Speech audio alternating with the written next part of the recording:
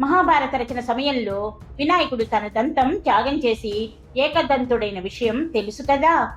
గణేశుడు ఏకదంతుడైన మరో సంఘటనను గురించి తెలుసుకుందామా? ఒకనాడు మహాశివుడు కైలాసంలో తపస్సు చేయదలిచి వినాయకుడిని కాపలా ఉండమన్నాడు. తర్వాత కొంతకాలానికి శివుని దర్శనం కోసం పరశురాముడు కైలాసానికి వచ్చాడు. అప్పుడు వినాయకుడు తనని అడ్డగించి ఇప్పుడు వీలు కాదు అని చెప్పాడు.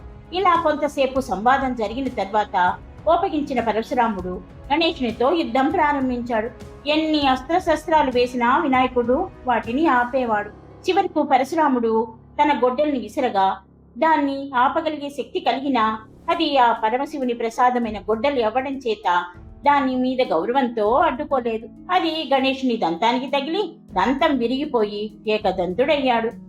ఈ ఘటనతో చలించిన పరశురాముడు తన తొందరపాటికి చింతించి గణేశునికి నమస్కరించాడు. తల్లి మాటకు కట్టుబడి శిరస్సుని పోగొట్టుకున్నాడు. తండ్రి మాటకు కట్టుబడి దంతాన్ని పోగొట్టుకున్నాడు. ఇంతటి త్యాగమూర్తి అయిన గణేశునికి మరొక్కసారి నమస్కరిద్దాం. వీడియో నచ్చితే జై గణేష్ అని కామెంట్ పెట్టండి.